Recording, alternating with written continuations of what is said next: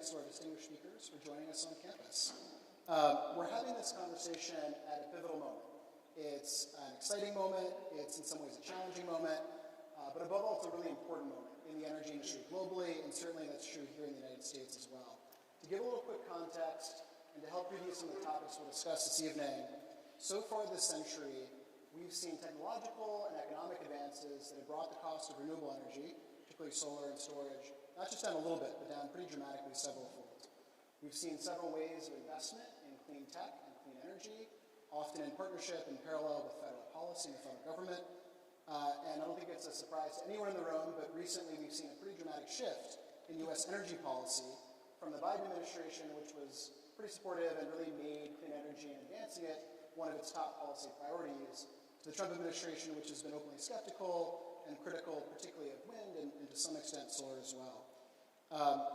All of those dynamics were important before, but their importance is being supercharged as for the first time in a long time in the U.S., we're seeing a rising demand for electricity, driven by several factors, but particularly artificial intelligence and demand from data centers. So we'll begin tonight's discussion by unpacking those four topics. The growth of renewable energy in recent years, the pretty rapid shifts we're seeing in U.S. federal energy policy, rising demand from artificial intelligence and data centers, and then ask our speakers to weigh in on how we can build some commonality and ideally bipartisanship around these questions about our energy future. After that, we'll open the conversation up to Q&A from the audience. And first, we'll begin with introductions. As Kate mentioned, I'm a Dartmouth 08. I was a history major here undergrad before working in foreign policy and national security, and then pivoting to energy. I joined Talk in 2023 with the Revers Center, and it's a particular pleasure for me to moderate tonight's session because right before Talk, I worked in the renewable energy industry, both financing and building solar and battery storage projects. I saw firsthand the important work that Abby and Sia, and of course Representative Kuster and other leaders on Capitol Hill had on shaping the industry. So with that, Representative Kuster, I'll turn to you to give us a little bit of background, introduce yourself, and describe some of your recent work in this field. Sure. Well, thank you. Great to be with you all. I started in clean energy back when we were just saving the environment when I was a student here at Dartmouth, and I'm dating myself, but I was working in Washington in an internship at the Environmental Protection Agency when it was relatively new. And I got excited about that work and then worked for a congressman named Pete McCloskey from California, who had been very involved in the Clean Air Act and the Clean Water Act, and got involved in energy policy at that point. And back then, we didn't have all the science about climate, and even it was just an inkling that fossil fuels, we knew coal was a problem with the big billowing black clouds, but we were just beginning to understand the impact of auto emissions. And so anyway, as this evolved, it's actually a Dartmouth classmate. I think he may show up at some point, but Dan Riker, who's been very involved here with the Irving Institute, is a very close friend of mine. And he and another Dartmouth classmate, Scott Brown, got very involved in clean energy and clean energy finance. So over the years, I've worked with them in Congress, when I went to Congress, and a group called the Sustainable Energy and Environment Coalition in Congress. I created the bipartisan ski and snowboard caucus that was very involved in lowering the cost of clean energy, saving the environment, creating jobs, and most importantly, saving the ski season. And we worked with a number of groups, but one in particular, Save Our Winters. And it was really fun, and it was one way to work across the aisle in a bipartisan way. So I guess I'd just close by saying the most important thing for me right now, having served 6 years on the Energy and Commerce Committee, I just retired in January, and part of that decision, among many other factors, was my frustration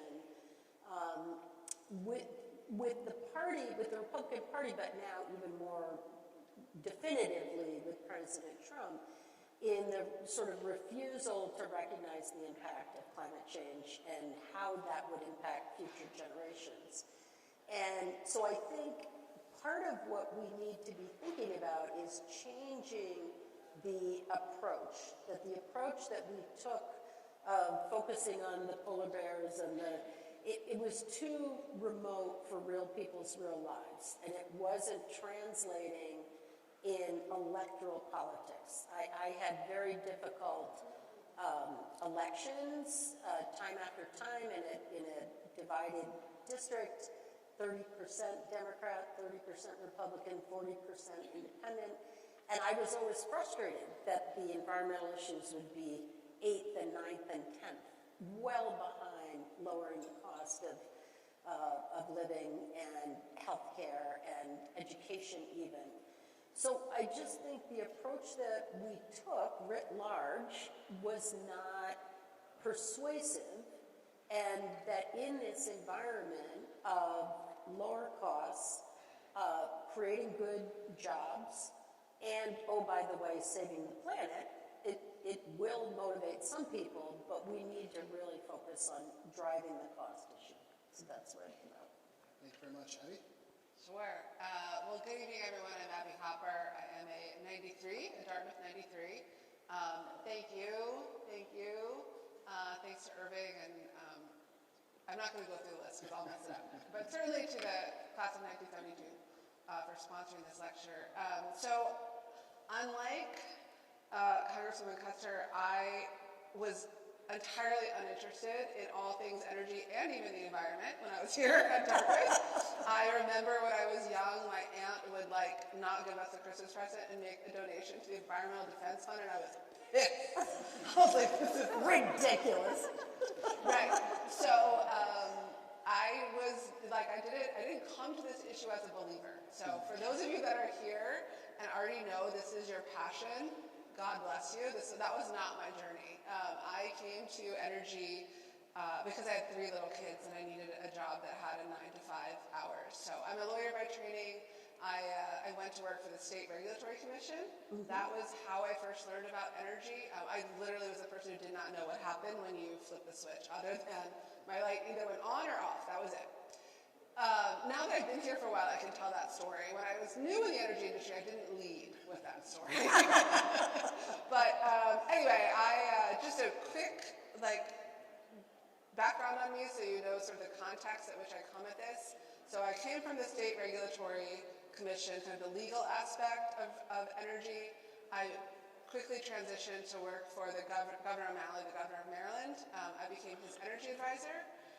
And then I ran the Maryland Energy Administration for a number of years. When he was term limited, and in Maryland, we're a tiny little state. It's a little bit like a college. There are those of us who love it, though. And we have nukes. We had an LNG facility that was an import facility that we were transitioning to an export facility. We had coal plants. We had natural gas plants. We had energy efficiency. My governor was big on renewables, and my job was to get an offshore wind bill passed. So that was a lot of my portfolio. We had a couple of big energy mergers. So I was in a very happy place.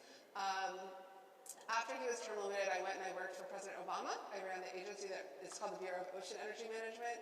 It regulates all, 1.2 billion acres that we all own together as taxpayers. And I was in charge of all oil and gas, environmental evaluations, and then permitting, and then offshore wind. So people are always like, oh, you just did offshore wind. I'm like, no, we did 85% oil and gas, and about 15% offshore wind. Right. And then President Obama was termed out, and then I went to SEIA. And so I am the head of the National Trade Association. We represent solar and storage. We lobby, so I've lobbied the Congresswoman. Thank you for all your amazing work. Thoroughly enjoyable relationship. We lobby at the federal level, the state level. We have a great research arm. We have codes and standards. We have communications. So I really do have a front row seat of what's happening in the industry. It is an incredible honor. And I, not unlike Annie, decided a while ago, but I announced a couple weeks ago that I'm going to be stepping down at the end of January from my job. 9 years feels like a good run. Yes. As the CEO of SEIA, partly because I'm ready for a new challenge, and partly because what's happening in Washington is not normal, and I'm tired of pretending like it is. So I'm going to do something a little different. All right. Thank you both for the introductions. Oh, I forgot the most important part. You're a mom. I'm also a mom. I'm a mom of 3 kids, 18, 21, and 23. And, it's hard to tell my story of my career without telling the story of my kids. They are intertwined in a beautiful way. Do you want to really embarrass one of them and point them out in the audience? And one of them is here. My son Griffin, my baby, so he was the one who came along and made me know I couldn't be in private practice anymore. So he's the reason I'm in energy. Thank you both for those introductions. So turning to our first topic, renewable energy, particularly solar, along with battery storage, have grown significantly over the past 10 to 15 years. Abby, to kick us off, could you walk us through how those industries have grown and matured over that time period? Sure. So you mentioned one of the most important pieces is that the costs have fallen so tremendously. They have fallen for a number of reasons: technological advancements, sort of market adoption. The more you build, the cheaper it gets. They've fallen because the cost of manufacturing and processing has fallen, the cost of financing, right? People know what the solar asset does, they know how it performs, so the risk is taken out. So these are my beautiful, not mine, but charts that I wanted to bring along. So when I got this job in the beginning of 2017, the President Trump and I started at the same week in 2017. He doesn't know that, I do. There were about 35 gigawatts of solar deployed in the United States. Now there's about 250. So even if you don't have any idea what a gigawatt is, think about something going from 35 to 255 in 9 years. It's incredible. But I think, we talked a little bit about the market, right, and how the market is responding. This chart shows how we have taken market share away from other energy sources. Because the conversation, and this is, I think, a lot of why there's so much pushback, is the conversation is not just about we want more solar, but at least until we had this huge spike in demand, it was we're going to take market share away. And so you can see that's sort of what's the market building, right? What are investors investing in? And solar combined with storage has just eaten the lunch of fossil fuels over the last 10 years. And I think that, putting it in context, not just gigawatts, but how we're competing, we're out-competing. 82% of new builds so far in 2025 has been solar and storage. That's great. It's pretty exciting. Yeah, pretty remarkable story. So Representative Kuster, to put some of that in context, what has that meant for the country, whether it's from a national security perspective or competitiveness, to the impact on local communities here in New Hampshire or around the country? Yeah, and to me, when you talk about it in that context, many of my colleagues have a very fixed pie view of the world. Mm-hmm. And if somebody else is getting pie, they're getting less pie. I was a person that wanted to teach people to make pie so that everybody could have more pie. That may be my mom instinct. And so in those conversations in our committee, whenever the Democrats would start talking about renewable energy, you could just feel the Republicans on our committee getting more and more defensive. And I grew up in a Republican household. New Hampshire was a very Republican state. I turned this seat from red to blue, to reliably blue, but I always represented everybody. Republican, Independent, Democrat. And so I really tried to have compassion and empathy. They're representing West Virginia, Pennsylvania, Louisiana. They're coming from coal, oil, gas, and that's what their economy ran on. And I think the point now, particularly with the surge in demand, is to say, how can solar and wind and hydro, renewables, I think we even need to think about different words like infinite resources rather than finite resources. Which future would you rather have? It's going to be your future. Let's get behind infinite resources. And look, to me, there's going to be a natural evolution of oil and gas. There already has been for coal. It's not going to be not only the cleanest fuel, it's not going to be the most productive fuel, because you have this long, long tail of all the health impacts, all the environmental impacts that states have to deal with. One of my favorite stories was that the Coal Association in West Virginia put solar panels on their roof. That was years ago, right? Yeah. And so this is going to happen, and how can we do it in a way that's not so confrontational, so aggressive in terms of they're going to be left without, and more, we're going to add this on. And the other thing I think a lot about is that the oil and gas and coal industry grew up through subsidies from our federal government. And I think that's a fundamental thing for people to understand. Tax breaks, research and development, monies that get spent by the federal government to benefit certain industries in our economy. And that's all we were asking for solar and wind and geothermal. All we were saying is treat us all equally. Let's have research, let's have some tax breaks, consumers. There were agreements about if you put, this was Biden leaning in on, if you put solar panels on your roof, you're going to get a, $7,000 tax credit. And we could all pull back and say the government is not going to play that role in the economy, in the economics of this, that it's going to be the private sector. The cost of this financing has come down. There's a lot of jobs. There's a lot of money to be made. And then the last thing I'll add to this is just there's an incredible Paul Krugman article today that I recommend to people about China and our relationship to China.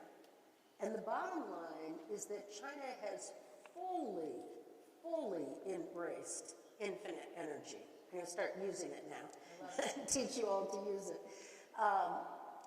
Because they know that is the future, and that it's going to cost less. It's going to make them more competitive. And one other piece that you brought up in your question, it's going to make them less dependent on anyone else. And we don't talk about it as much as we did back at the beginning of the Obama years, but in my lifetime, we were totally dependent on the Middle East, on foreign oil. And fracking and other things changed that, but let's create these jobs, this clean energy at home. China has figured that out, and this article is really incredible. It basically says that Trump, by thwarting the development, and I mean literally, I can't think of a strong enough verb, he has stopped these projects in their tracks. Offshore wind, the solar project that Abby can address. He has essentially conceded the future of the global superpower race to China. That's the bottom line that Krugman talks about today. I mean, was there anything else you wanted to add on the national security competitiveness side? Well, I think the point, I'm guessing you're going to ask about load growth. So I'll let you ask that question. So, we'll pivot maybe for a brief moment to the past year. So that's really helpful context of what's happened over the past couple decades. But obviously a lot has happened over the past year. So a question for both of you. Over the past year, we've seen executive orders. You've mentioned a couple of these. We've seen the One Big Beautiful Bill. What are the most significant policy changes you've seen over that time period? And then what hasn't changed? What are the constants of that period? So you couldn't be conscious in the energy industry for most of 2024 and not know that President Trump was running on a platform to repeal the Inflation Reduction Act, right? He wanted to end all of the Biden clean energy scams, right? The Green New Deal, all of that stuff, right? You would have to have been living under a rock. And those of us in the industry don't live under rocks. We're fully cognizant of that. So honestly, like the debate around, I won't call it the big beautiful bill, I call it HR1. Just words do matter, and I will not use those words. But so HR1, we knew HR1 was coming. We knew sort of the contours of it, and we fought, hand-to-hand combat, and different sectors fared differently. And your point is very well taken about the embedded nature of so many tax breaks for oil and gas in the tax code. But that was sort of bluntly in the realm of the livable, right? And the president signed that on July 4th, and that was on a Friday, I think. And we woke up on Monday morning. I woke up on Monday morning, July 7th, and the president issued an executive order basically upending everything that we thought had just been resolved. So everything around the timing of these projects, sort of the way in which you build them, and shortly thereafter, Secretary Burgum at the Department of Interior issued a secretarial order, basically stopping all permitting. And so, as I feel so weird calling you Annie. As Congresswoman Kuster said, this administration has weaponized permitting in a way that is unfathomable to me. And it has done that not just at the Department of Interior, not just on federal lands, but on almost every project, large-scale solar project or battery project, because they need federal permits, even if they're not on federal land. They might be crossing a stream, or they might be impacting a species. So all of those have basically stopped, right? It's hard to build something if you don't have the permit. But there's also been this effort at the Department of Agriculture, at the Department of Energy, at the Department even of Health and, whatever Kennedy leads, Health and Human Services, right? On Friday he said, well, let's study the impact of offshore wind on health. Buddy, we've got some other issues over there, maybe we should focus on those. But so it has been in all of government approach, right, where we have these new code words. I'm really vibing on your use of language and how it matters, but energy density has become a code word. Solar and renewables are not energy dense, therefore they should not be permitted. We should not be using our prime ag land for these energy sources that are energy dense. Instead, we should be using prime ag land for natural gas plants. Doesn't make sense to me, but that I would say has been the most impactful in terms of how the market is responding and the real day-to-day challenges of getting things built. Yeah. What is the big project? It's in a red state, a huge solar project that just got stopped. Oh yeah, so there's 7 together in Nevada that have, she has a name. It's a woman's name. Okay. I won't come to me, but my comms person said, do you want to put a statement out about Annie? Yes. I was like, who's Annie? But it's the name of the project. But yes, wow. It's 1.5 gigawatts or something. Yeah. You just said not happening. Right. Imagine the work that had gone into, for the tech people here, the financing, putting together the project, buying the land, making the agreements, getting the permits. Mm-hmm. And it's the same with this offshore wind project for New England that was going to give us energy independence in many aspects and just stopped. You think you're operating under one set of rules, and then all of a sudden the rules change pretty dramatically. I mean, to follow up maybe for a moment, could you walk us through a high level how SIA engaged, from a technical strategy perspective? How did you approach the challenge of HR1 or one big beautiful bill? So it's funny. Well, it's not funny, but it became we did 2 things, I think, and I think they were the right things to do. So whenever there's a presidential coming, right, if you're in a trade association or industry, you think about what is your 100-day plan for the new administration. We had one if Kamala Harris won, we had one if Donald Trump won, right? And so, and they were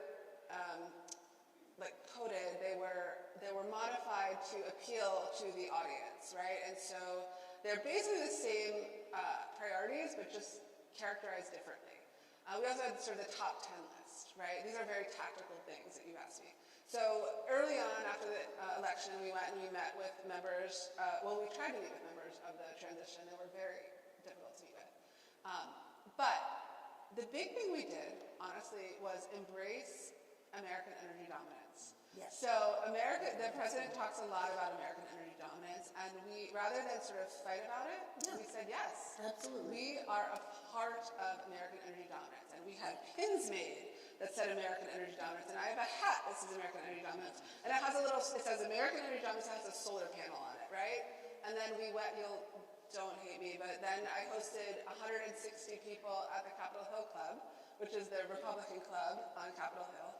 No, that's the job. Which is what we do. That's bring people So we together. had this all happen in early February, and we had an American Energy Dominance Day. And so we really, in my mind, use the rhetoric and use the language and use the vision of this administration to say, hey, we are part of this, right? If you want to do all of the things that you talked about, national security and energy independence, you need solar and storage.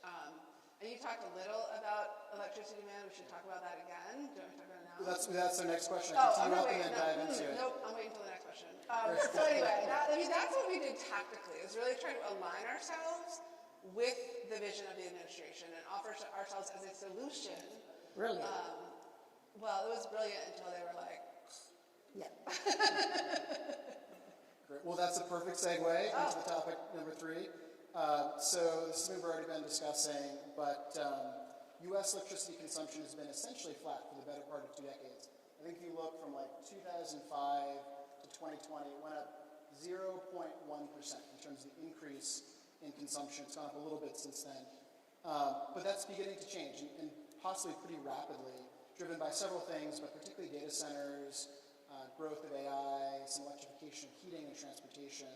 And you hear tech executives and companies saying the greatest bottleneck to the growth of AI capacity and capabilities isn't chips or China or water, it's access to electricity and how long it can take to build some of those projects. So Abby, it seems like you might have some graphics on this. But what are the greatest challenges to meeting that rising demand, and how are the solar and storage industries positioning themselves to meet it? Yeah. Well, it sort of goes back to Annie's pies, right? People weren't necessarily wrong. For a long time, there was a set amount of pie, and if I had more, you had less, because electricity demand wasn't growing. But you can see in this chart, that's not the case anymore. Electricity demand is growing rapidly, and so we are not in a point of having to take market share from other people. We're really in a point of abundance. And we're never going to meet the requirements if we do not have solar and storage. I can't remember exactly what that slide says on it, so read it, and that's what it says. But it basically says if we don't have solar and storage, we cannot meet this demand. And we can't meet it for a number of reasons, one of them being supply chain realities, right? Even if you want to fuel it all with natural gas, the supply chain for natural gas turbines is at least 4 years. These are known facts, right? There's a lot of things in Washington that are up for debate, including facts, but these are, natural gas executives saying we can't get turbines for 4 years. And so, as we think about America's competitiveness, we can't meet it without renewables. It's one of the reasons I'm pretty bullish on our industry, but it's also one of the reasons it's mind-numbingly frustrating, right? Because if, sort of everything that we bring to the table is in line with the president's goals, ironically, and yet there has been a complete repudiation of our industry. Although, interestingly enough, maybe the powerful coalition would be with AI. Yes. Because it seems with this White House, there's nothing that AI can do wrong. Right. And so that would be a different way to bring people together and crack the code within our committee anyway, and I assume it's the same in the Senate. It's the same committee that's doing energy and doing AI. And if you had the AI interests coming in and saying, no, we need this energy now. And to me, solar would be so attractive for them because it can be on site, it can be nearby. You don't. The big other issue in the energy world is transmission and how expensive transmission is, because we have this assumption that the oil's only going to be here, or the coal's only going to be there, or the gas is only going to be there, and then you have to get all the way to the population.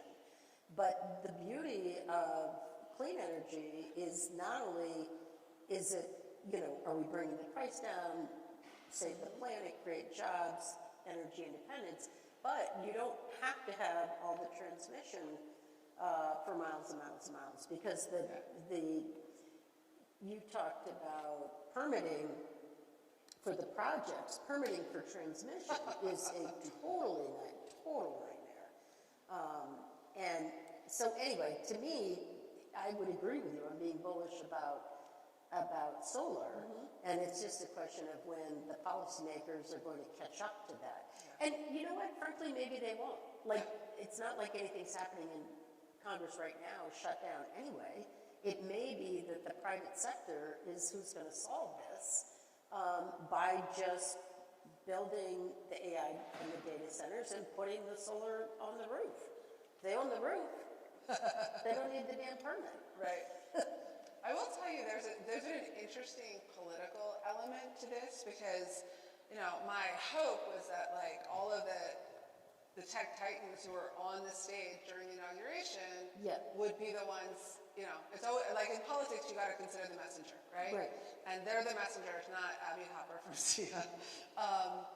But they have not yet chosen to use their political capital on clean energy policy. I think they use it on Because tax. we can't call it clean anymore. No, We just got to call it cheaper, yes, more cheaper, abundant, more abundant, and infinite. Yes. And they wanted low taxes and no regulation of their AI, right? So if you think about their priorities, like energy needs are lower on the list. I think they think the market will solve for that. Yeah. But you raise a really important point, which is like where is this getting built? What are the other costs? And so the question about energy prices, is going to be the Well, and question what the we're impact of these plants are going to be on the energy market in that locality. Yep. And it's going to really drive consumer energy prices dramatically. If they can't solve it themselves on site, and they're just this big sucking sound from our, you know, your point is well taken. It is finite in terms of, you know, New England, we have a grid, and if they take it out of the grid, if somebody comes and builds a big AI facility in Lebanon or Enfield or Canaan or who knows, probably towns around here that would think it was awesome, and then suddenly Dartmouth's energy costs skyrocket. So there's going to be some serious politics and local politics around that. Maybe building on that, to turn to both of you, I mean, how do we address that affordability question even before some of the future growth we'll probably see with demand from data centers? Electricity prices are rising across a lot of the country, very much including here in New Hampshire, and often outpacing inflation. So how do we ensure affordability for households moving forward? And it's a challenge. I think we've got to meet it by driving down the costs, which solar has done, and Abby talked about this. I was making this case to the hydro folks last week, right upstairs, is that they've got to be thinking of it in terms of driving the cost down. Hydro has an amazing storage capacity as well, which is above the hydro dam is a big lake, and they can decide when that's going to be released, and they can price accordingly. And it can also help with one of the things my Republican colleagues love to say is that the wind doesn't always blow, the sun doesn't always shine. And I said, fine, I will grant you that. It's going to blow and it's going to shine a lot longer than your oil well is going to keep going, or your, you know, coal plant. But given that, let's focus on storage. Let's focus on hydro in the mix, or the storage technology. Battery technology is really what's going to solve a lot of this. If you are looking to the future, you don't remember the movie The Graduate, but the word was plastics. Batteries is the word for any of you looking to invent what's going to help us in the next century. Right. Solar without storage is actually almost a very different technology from solar with storage on the grid or with the project itself. And it's interesting that you always talk about it that way, and you always describe it that way. They go hand in hand. And that, I think, that brings us to the final topic really well, which is, this is, I think everybody's noticed, a pretty contentious moment in U.S. energy policy, many things in the U.S. And so let's address some of that contention head on. So Abby, I've got a presidential quote for you. This is from an August cabinet meeting where President Trump said, I like solar in some ways, but for firing up your big plants, it doesn't work. It's very unstable, but it really takes up your farm. So packed into that are some concerns I'm sure you hear regularly, and I think both of you alluded to this, around the intermittency of solar, around its land use. Some of these projects can be hundreds or thousands of acres. So how do you address these and other common concerns that you hear about solar energy? Well, I guess first I want to sort of acknowledge that one thing that has changed, and I think you would agree with me, in Washington and in sort of the federal debate, is that facts don't seem to matter. And so there is a lot, I absolutely have talking points and facts and studies, some of which our government has done, some of which great universities have done, and Dartmouth's probably done some of them too. And they just haven't seemed to matter because there hasn't been this commitment to truth. So, what would I say to him? I would say all the things you would imagine I would say, right? But what you said. I love it when people tell me that the sun doesn't shine at night as if it's some sort of breaking news, right? And I also I remind people that we're not talking about a one technology power system. That is a stupid idea. No one's talking about that, right? We're a portfolio. Every technology has its ups and downs. Both of us, all three of us, probably everyone in this room could tell you what really caused the death in Uri, right? And what really caused the outages in the West Coast. But whatever. So I think that's actually my biggest challenge in addressing some of these questions is that the facts haven't seemed to matter for certainly in the last year. The other thing I would just say, and you're much closer to it, but the technology has advanced, and people have a view of the world back when it was an early technology. And I remember one of my most frustrating meetings because companies would talk to me a lot about the high cost of energy. There's an expression, we're at the end of the pipeline here in northern New England. And so I remember going to this big plant. I walk through a lot of plants, and when the walkthrough takes more than an hour, you just look at them and say, I'm not trying to buy your business. I'm just you haven't seen the shipping. You haven't, it's I'm really just here to understand it. But I remember that being a very long plant. The other thing I remember is I lost my wedding ring there. What? It's a major beer manufacturer. It became a sore point between us. But anyway, I got a new one. But what happened was then we go into a conference room and they were railing on the high cost of energy. And meanwhile, I have walked miles in this place. And I said, have you considered solar on your roof? You have a really big roof. I just walked for an hour. And they were so quick to dismiss it. They're like, oh no, that couldn't work. And I'm like, really? Because you're talking to me about the high cost of energy, and yeah, the sun doesn't shine all the time, but it shines. In the beginning, people didn't think that solar would work in northern New England. They didn't think that Vermont and New Hampshire and places like that could even have solar. And we have lots of solar, and it's very successful. And you've got a really huge roof. You should consider it. And that was part of my frustration is when people make a comment like that, yeah, okay, the president knows a lot about buildings and solar wasn't his thing, but you can't just be dismissive. We didn't like, back in the day, people didn't like automatic cars, automatic transmission, and now we're down to, I think it's 5% that are manual. So, things are going to change, and they're going to get better, and technology is going to get better because there's smart people sitting in this room that are thinking about that. And, my son, I had two sons at Dartmouth. My younger son went to Thayer and created a company when he was 23 years old. He and his professor had a new technology. The professor retired, and Travis launched this company that he's had now over 10 years. And it's in the energy space, and it evolves constantly. The rest of us are lawyers, so engineers just blow my mind. Nothing works. It never works, but then it works. Then try something else, try something else, try something else. And so it will evolve. And I think that's part of looking into the future. Just don't turn the spigot off on these industries that we've worked so hard to get to this point, just because you're trying to favor, you know, whatever, certain donors, certain industries that, to me, they're the ones that are limited. To me, the future, if I was like a betting person putting my money down, I don't believe the future is more oil and gas, you know, drilling.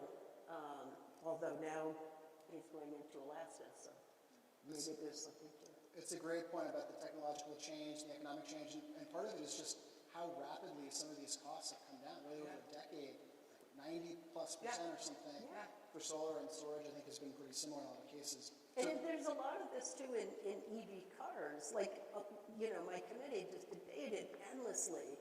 And you look at the state of New Hampshire, we didn't build the infrastructure because we had a Republican governor, we didn't believe in it. And it's like, okay, well, I sat in a meeting with him, with the tourism board, and folks from Quebec.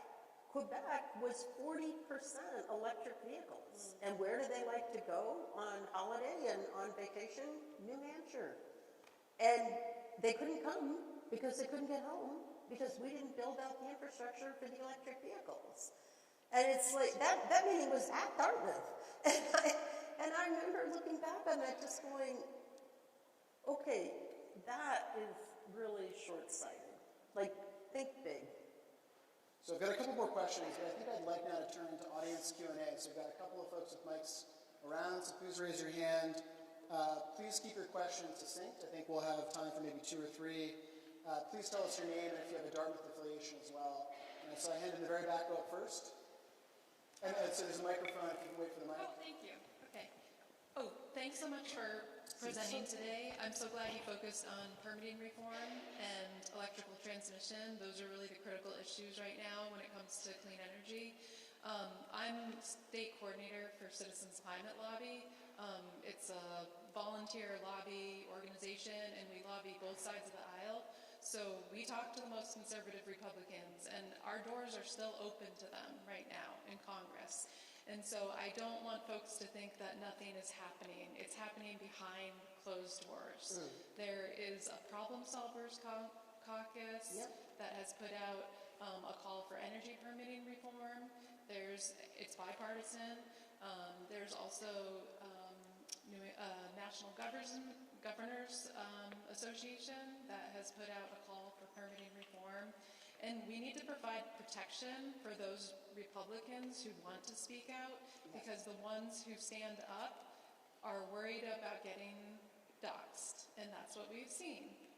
So we need to support those moderate Republicans, and we need to keep having conversations across the aisle. It's so important. And students, if you want to lobby your members of Congress in New Hampshire or Vermont, we'd love to have you. That's great. And quickly, was there a quick question there? Or we can sort of throw it to the panelists? Wasn't really, I guess. I'll take it. Yeah, go ahead. Yeah. I heard a question.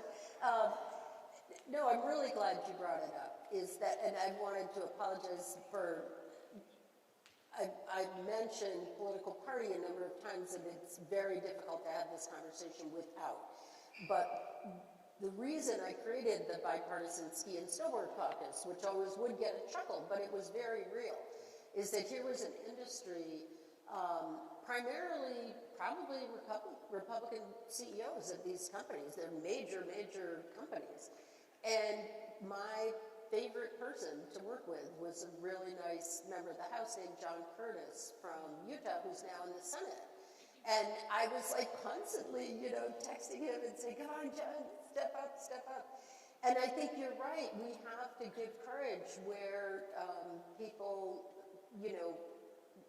so anyway, I wanted to say permitting reform is probably the best place to do that. And I spent the last 2 years of my 6 terms, 12 years, do the math, as chair of the new Democrat coalition, which is the over 100 moderate members of the Democratic caucus. And we work constantly with problem solvers and with Republicans across the aisle. And permitting reform was probably the best place to get traction because they agreed with us on that. And it's an interesting, for those of you who aren't familiar with the concept, I started my remarks telling you that I'd worked at the EPA way back in the 70s, and back then, permitting had to do with protecting the environment, protecting public health, but really it was a way of slowing down growth and projects and pollution. But now we're at a different place, and it's really challenging to get the environmental organizations to change. It's like trying to move the Titanic. And we had a lot of conversations to get them on board to saying the permitting infrastructure that we put together to protect the environment, protect public health, slow everything down, is now getting in the way of clean energy projects. And the pipeline was so backed up for getting those projects going. Abby, is there anything you want to add on? No, I think that's good. There's also a lot of NIMBY in this world. So that, I see a lot of heads nodding, but that's a big, big factor. For anyone whose head wasn't nodding, do you want to briefly describe? Yes, not in my backyard. And I will say I was involved in 2 major projects here in New Hampshire, and both of them were defeated. I should say a little background. Before I went to Congress, I worked in government relations for 25 years. And we used to frustrate the hell out of me with these projects that the energy companies would come in with. First was a big major transmission project from Quebec Hydro all the way down to Boston that just slashed through New Hampshire with no benefit to New Hampshire. They sort of treated us like a third world country. And my constituency was very opposed, and I was opposed. But it frustrated me to no end because they could have done it better. They could have done it right. And then the second was a natural gas pipeline that they couldn't get across Massachusetts, so they just moved it north to New Hampshire. And that one was even worse. I remember walking the proposed line in down south in a very populated town, and it crossed the same river 12 times. And I'm like, move the damn thing over, like a half a mile. Like somebody somewhere designed this, put it on a map, and never came here and got out of the truck. You know, at one point, it went between an elementary school and a middle school. And I'm like, are you kidding me? You know, and so anyway, both of those were not successful. It's a really interesting topic. We can dive into another time. Sorry. No, but some of the battles often between environmental groups and other environmental groups Yes. when it comes to permitting, whether it's transmission or solar projects. But- all these projects do have some impact. Those Get impacts better are- government relations teams and get out of the damn truck. We have time for one more question. Let's prioritize the student question. Ray, if you want to go ahead, we've got a microphone coming around.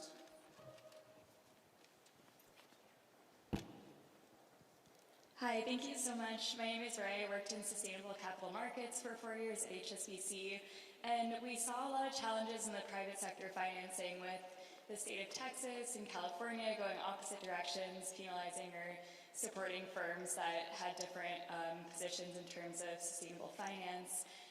Where do you see the future of private sector finance in terms of enabling the energy transition and the growth of solar? And, you know, from your position in New Hampshire, what are some states that are doing that really well? And, you know, where do you see that opportunity?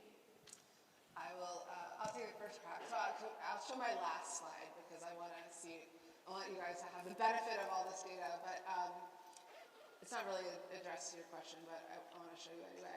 And it's sort of to the point that, like, policy matters because you can see the decline of the growth of solar and storage as a result of some of HR 1.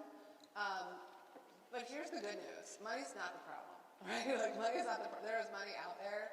There's, as as we talked about, so the asset class is, it performs fairly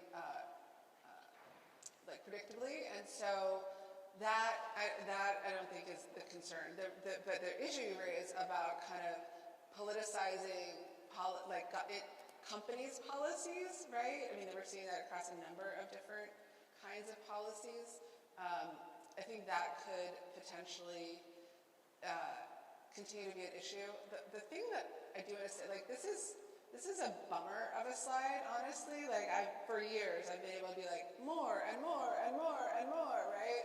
There have been years where I've been able to say, the solar industry grew by 53% this year, right? Wow. Like, the solar industry doubled. Like, that's a pretty great thing to be able to say. Now to say, like, we're, because of some really poor decisions, we're going backwards, I don't love that. And states are where the action is right now, right? There are two governor's races tomorrow, two governor's races tomorrow, New Jersey and Virginia, and then 36 more governor's races in 26. And so there will be this very live conversation around sort of what's the right energy policy, what are we going to go after? I think to our point about energy prices, that's how I got my Now start we're like in energy. finishing each Yeah, other's exactly. sentences. I mean, It's you're like going to get channeling so prices. tired of the ads about whose fault it is that energy prices are going up, right? Yeah. That is, go now and buy stock in ag companies, because that's what we're going to fight about, is energy affordability and whose fault is it. So I think what I've seen, and the last point I make, is that corporates are continuing with their plans. They're just not talking about it anymore. So when we look at where the demand is coming from, corporates have made huge investments and continue year over year to make huge investments and continue to look out for all the reasons we talked about. They're not necessarily using their political capital to lobby, but they're using their purchasing power. And so that, like you said, that gives me a lot of hope about the future. And I think states, the reason I was channeling price and cost, lowering costs, states are very sensitive to lowering costs because not only is it important for their constituency and they're much closer to it, but they're also big purchasers of energy. And so I think what you're going to start to see, and I think it'll happen in red states and blue states, I think they might change the language. They might, just the way this has happened in other parts of our society right now, they're going to go do a search of clean energy and just stop calling it that. But if they want to call it lower cost energy and bring down the price of energy, that's where the financing, the technology, the change in direction, and that would be my advice to everyone, is just, if you're interested in this field, it's not going to work across the board with just hammering people over the head with polar bears. I'm worried about polar bears. I am. I'm worried. I'm a skier. I want winter to still happen for my grandchildren. But that's not going to motivate everybody. But lowering costs will motivate R's and D's. And the R's will not want to miss the boat on that in states. By having lower cost energy, what do? You get more plants wanting to come there. You get better jobs. You get more investment. You get a higher quality of life. And oh, by the way, you protect your environment. And I think that's going to be the shift that we need for this sector to grow. I'll close it out with one final question. And it's something Abby just previewed by talking about a bright spot in terms of corporate interest in space. But we've talked about a lot of challenges over the course of the evening. So to end on a positive note, what does give you hope? And what advice would you have for students or anyone in the room who wants to have a positive impact on some of the issues we've discussed? Do you go first? I think it's the same answer. You all give me hope. And I'm delighted that so many people showed up and still are interested in it, because my biggest fear was that people would just decide this isn't going to work out for us. And the fact of the matter is we do need to tackle this. We do need solutions. But I think just hammering people over the head with dire stories turned out not to have the widespread impact that we had hoped. And at the end of the day, our policy process is impacted by the way the constituency feels. They're very focused on bringing down their costs so that they can manage their life and their family. And if that is an EV, they'll do it. I have a friend who is just so proud of the fact that she never buys gasoline. And she talks about it incessantly. And like, good for her, good on you. You beat the system. And you know, she happens to want to save the planet too. But how about if we just approach it a different way so that everybody was bragging on the fact that they never buy gasoline? Their life would be cheaper. Gasoline's pretty damn expensive in a family budget. And so I think that gives me hope to approach, just change the lens. You know, sometimes policy, and particularly right now, it's shifting so dramatically. And I remember thinking this while we were working on the different policy during the Biden administration, is like, okay, is this 4 years or 8 years? Are we swinging back? You know, how about just change the lens and think of something that's more broadly embraced, like lower cost? I think what gives me hope is that I agree with you, sort of the interest in this issue and the commitment to solving our climate crisis. But I also, and I think the other thing that gives me hope is that, like, energy is the most exciting part of the economy, from my perspective. Yeah, the rest is kind of boring. I mean, the rest is like whatever. You don't want to go to like energy is the most exciting part. It's literally what our entire economy is premised on, right? Without energy, we cannot build, we cannot do healthcare, we cannot do education. Like, our technological world is totally dependent on energy. And so if you are interested in going into energy as a career, you have made the right choice, right? We might not know exactly what all the policy parameters are today, and I can only promise you that they will change, so don't get too wrapped up with them. But I can also promise you that we're going to continue to need innovation and creative thinking and creative finance and creative, like, thought around how to make this work. And so this is, I mean, I'm giving myself chills up here. This is absolutely the best. I mean, I found it by accident. It is the best industry to be in, and, like, that gives me hope. The market will win. Like, this is America. Like, the market will win. And so just stick with it. Like, no, don't be afraid of a little bump along the road. That's just part of the journey. Right. I love that as a note to end on. So please join me in thanking both of our distinguished speakers for this evening. Eternal optimist.